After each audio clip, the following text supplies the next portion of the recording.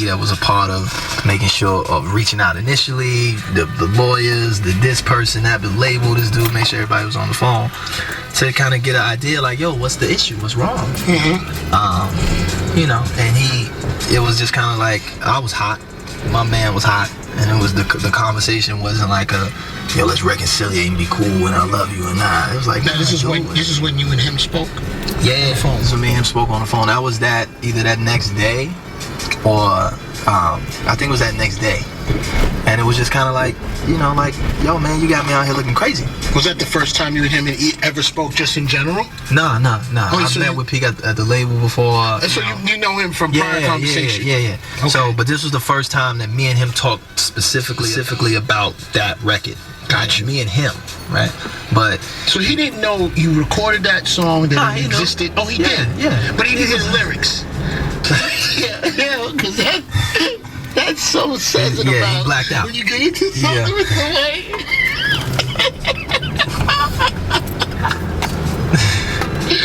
Lupe is bananas. Okay, so you feel that. I'm sorry, because I was. No, yeah, I see. It's all good. It's all good. What did you feel? Was it that put him in a bad place? That the record had just came out, like it was just out, and he hadn't heard it. Gotcha. Not that he hadn't been credited for it. The publishing was taken care of on whatever he was supposed to do. Everything. Because again, it's like you just throwing a record out there, you know. So you think he wanted some creative input on how the song came out? I don't know. You know what I'm saying? Because initially the publishing company is saying, so you have to redo it. You have to replay it. So we put the producers on it to remake it to exactly the way he made it, as best as we could. Now, you know, I want to say, like, into Pete Rock's defense, because, you know, I might have just been getting in the music business when that had happened, and it was one of the first tragedies, like in the 90s, and you know, as I remember too, it was them having fun on tour, and him Troy getting hurt, and of course passing away. So, and I remember for some reason at that time in New York, I'm in the Bronx, you know, Mount Vernon's next door, and it really for some reason rung through the music business in a way that I hadn't really felt before. And I'm not sure it coupled with maybe Heavy, because Heavy had passed too, correct? I mean, I don't know if coupled with that, because I haven't spoken to Pete about it, but I don't know if coupled with that kind of put him in a space, because he wasn't, I didn't feel like Pete was very vocal about the Heavy thing either. He kind of commented a little bit. But that all came up in the conversation. Why he didn't feel comfortable approaching it, because Heavy had just passed. Being remade. Because the records of that magnitude usually get touched. Right. So I see where it came up. You know, look, I will give you my opinion. You made the song, and I didn't feel like you were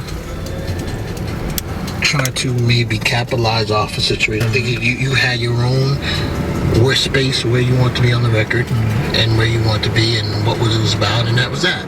And it was, yes, you think of Pete because he's maybe the one who would use that song, but it definitely felt like you were taking in your own direction. And so I think maybe for both parts, because me outside looking in, when I saw both how you felt and how he felt, I understood the disconnect, because I was like, I know where Pete's at. He's in his mind, he's at 92, 93, he's in those 90s. And I know for you being from Chicago, it's a different feeling, like that whole atmosphere for you. And, you know, you weren't, it's not like you were roaming through the city and you kind of felt what it was. So I kind of was like, I see where there would have been an issue, maybe between the two of you. But were you able to? Now, but honestly, and on that point, honestly, I didn't intentionally. I didn't want to remake Troy. I didn't want to mention. I didn't want to do that because of that. Because I know what the Troy song is about. You know, I know who Troy is through CL Smooth rapping about it on the song, and the way Pete expressed it initially, with it's dear to him. You know, the track and what it means. So I didn't want to remake Troy because Troy's not my man. You know, that's your homie, and I respect him. So I'm not going to try and say I'm a reminisce over you, because it literally saying they reminisce over you is this man's name, right? So I'll leave him to you, and that's how you grieve with it. And I'm not going to try and reapproach it or reinterpret it or try and leech off that pain. But how come the internet for 1 minute was saying it was cleared up, and then it said it's not cleared up? That was because on the way it was being pushed and the way it was being perceived, that's not how it went down. Pete know we reached out to him. He just said, man, I just wish Lupe would have called me direct, right?